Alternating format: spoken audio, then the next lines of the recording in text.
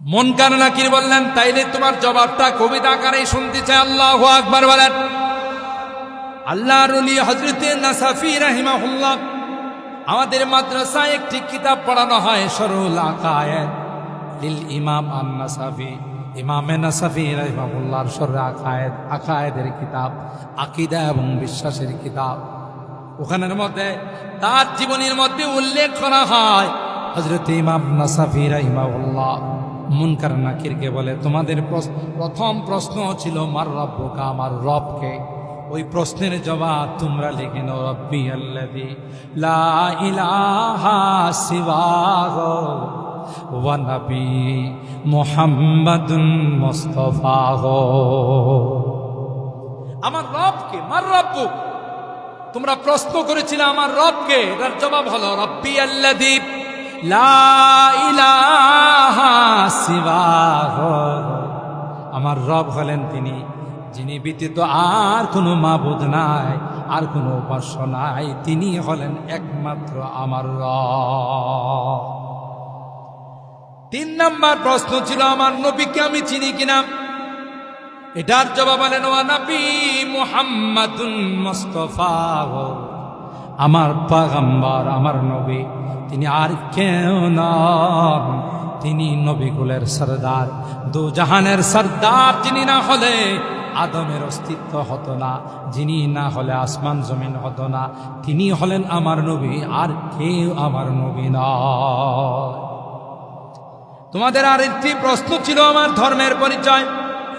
ওয়াদিনিয়াল ইসলাম ওয়া ফিলি দামিমুন আসআলুল্লাহ আফাহু ওয়া আতাহু। আমার ধর্মের নাম হলো ইসলাম, এর চেয়ে কোনো সেরা ধর্ম পৃথিবীর মধ্যে নাই। সুবহানাল্লাহ, জোরে বলেন। এটাই হলো সবচেয়ে সেরা ধর্ম, যেই ধর্ম দিয়ে আল্লাহ আমাদেরকে দুনিয়াতে পাঠাইছেন। ইন্নাদ-দীনা ইনদাল্লাহিল ইসলাম। আল্লাহর কাছে একমাত্র, কেবলমাত্র মনোনীত ধর্ম একমাত্র আল্লাহর নিকট হলো ইসলাম। আর হারাম, এই 3টা প্রশ্নের জবাব কবিতা আকারে দেওয়ার পর যখনই আল্লাহর কোনো বান্দা বান্দি মুনকার নাকিরের 3 প্রশ্নের জবাব দিয়ে ফেলবে, সাথে সাথে আল্লাহর আরশ থেকে আওয়াজ আসবে, আন সাদাকা আবদি, আমার বান্দা সঠিক জবাব দিয়েছে। সুবহানাল্লাহ, আমার বান্দার জবাব 100% সঠিক। আলবিসুহু মিনাল জান্নাহ ওয়া আফরিশুহু মিনাল জান্নাহ ওয়াফতাহু লাহু বাবাম মিন আবওয়াবিল জান্নাহ। এ ফেরেশতারা, আমার বান্দা দুনিয়ার থেকে আসার সময় দুনিয়ার মানুষ তাকে কোনো রকমের কোনো কাপড় চোপড় দেয় নাই, মাটির মধ্যে তাকে শোয়াই দিয়েছে, তার পরনের কাপড়টুকু রেখে দিয়েছে, এমনকি কোমরের মধ্যে কালা সুতা ছিল সেটাও রেখে দিয়েছে। ঠিক কিনা বলেন? দুনিয়ার মানুষ নিষ্ঠুরের মতো তাকে কবরের মধ্যে শোয়াই দিছে। আল্লাহ পাক ডাক দেয়া বলবে, এ ফেরেশতারা, দেরি করো না, জান্নাতি গালিচা নিয়ে, জান্নাতি পোশাক নিয়ে তাদেরকে তোমরা পরাই দাও, জান্নাতের গেট তাদের জন্য খুলে দাও। এরা তো আমাকে পাওয়ার জন্যে, আমার সন্তুষ্টি অর্জন করার জন্যে, এরা যেখানেই দিনের আলোচনা হতো, যেখানেই কোনো দিনের মুযাকারা হতো, ওখানে গিয়ে এরা বসে থাকতো। সুতরাং আজকে তাদের শুধু শান্তি আর শান্তি। নাম কানাউমাতাল আরুস, দুলার মতো শুয়ে থাকো, তোমাকে কেউ জাগাবে না যতক্ষণ পর্যন্ত আল্লাহর পক্ষ থেকে ফায়সালা না হয়। সুবহানাল্লাহ, জোরে বলেন। আর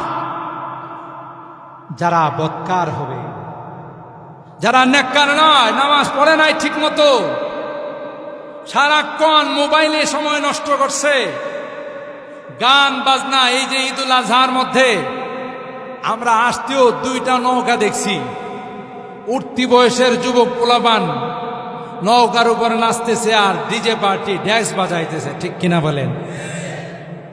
এরকম এরা আছে না নাই? এরা ঈদের আনন্দ ফুর্তি করে। ইসলাম বিনোদনের পক্ষে, ইসলাম আমোদ ফুর্তি করতে নিষেধ করে নাই। কিন্তু এমন আমোদ ফুর্তি করা যাবে না যা ইসলাম সমর্থন করে না। কথা বলেন ঠিক কিনা? এই গান, বাদ্যযন্ত্র, এগুলো হলো শয়তানের যন্ত্র। কথা বলেন ঠিক কিনা? শয়তান এই গান আবিষ্কার করেছে, বাদ্যযন্ত্র আবিষ্কার করেছে মানুষকে দিন থেকে, নামাজ থেকে সরানো।